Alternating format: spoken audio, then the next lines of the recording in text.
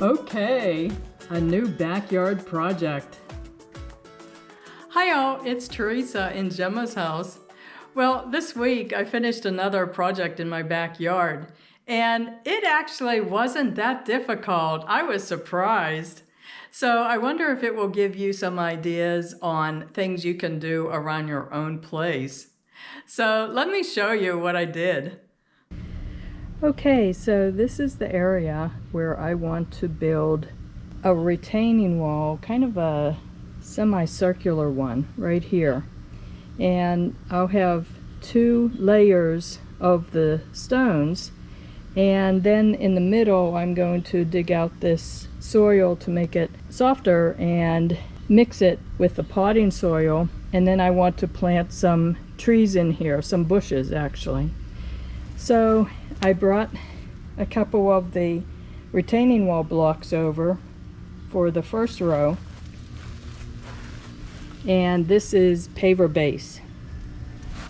So I will dig out an area for the first row of the retaining wall blocks here, and then make sure it's level, and then put the paver base down first. Okay, so I'm just digging out an area here where the first row of retaining wall blocks will go. And this soil is actually not too hard here because I dug a lot of this out already because I was intending to plant another tree in this corner, but then I changed my mind. So I'm just positioning the block so I get an idea of the shape and how many blocks it's going to take. And it's only taking 7 blocks. I was thinking it was going to take 10 blocks. So I might have enough blocks to make 3 blocks high. I watched a lot of videos on YouTube about how to build retaining walls, and they said that the top of the first row of blocks should be level with the ground if you're going to have 3 or more blocks high.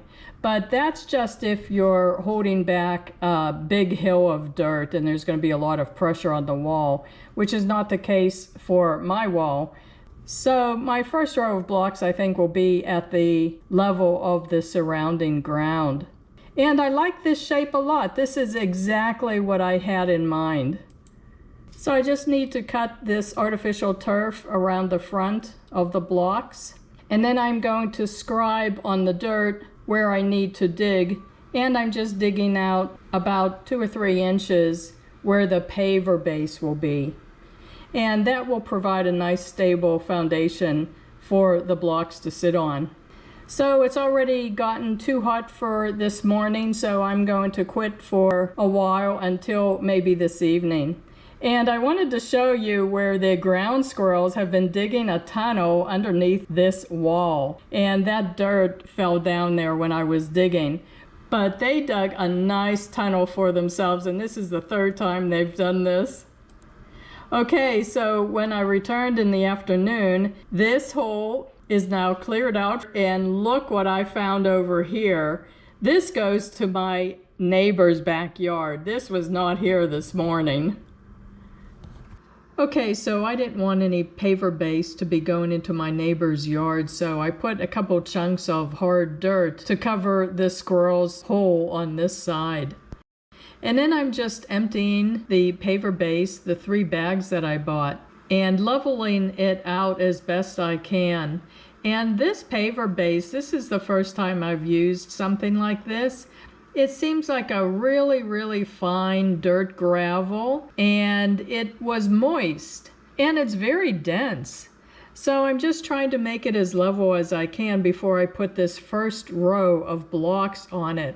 And these have a raised ledge in the back that's about 1/2 inch wide, 3/4 inch wide, and it's so that when you stack the rows, they set each row back a little bit from the row below it, and you can knock off that ledge if you want. To level these first 4 blocks took forever, and it was partly because this is the first time I've done a job like this using this paver base. The last 3 blocks seem to go much faster. And I'm just going back and forth and making sure they're as level as I can get them. So in the videos I watched, they said to make sure this first row of blocks is level, because then everything else goes on top of it. And if this row is not level, then the whole wall is going to be off. So the next day, I just continued trying to get this first course of blocks level. Level from side to side and level from front to back. And it was just a back and forth process for each block to get that accomplished. And this is the first time I've done a job like this, so I am actually learning a lot. And then I decided to use this Loctite Power Grab heavy duty construction adhesive to glue the courses of blocks together. And wouldn't you know, I left my caulking gun at my daughter's house because we were doing a project there. And so I cut the tube apart using a utility knife.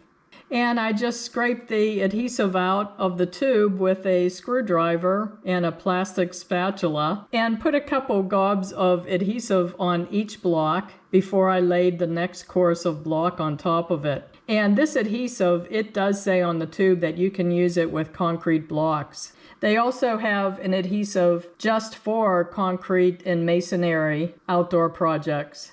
So after I got the second course of blocks on, it was time to cut one of the blocks in half so that I can use each half on each end of this second course of blocks. And I don't remember what project I was doing in one of my previous houses that I ended up having these masonry tools, but I'm glad I had them.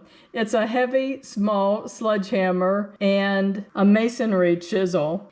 And if you're doing a project such as this, make sure you wear protective eyewear. So I'm just drawing a line down the middle of each side of the block. And using the chisel, I'm just hammering on that line. And I tend to tilt the chisel so that one point goes into the masonry block first. So it's just back and forth from side to side and taking my time. And finally, I was so surprised when it just broke pretty cleanly right in half. And I was surprised and delighted that it actually worked. So I'm just gluing these two half blocks on both ends. And because these blocks are stepped back from the previous row below it, this semicircle is getting smaller and smaller with each course. So this last course was a little bit of a tight fit, but I just moved all the blocks around so I could fit all 7 blocks on that third course.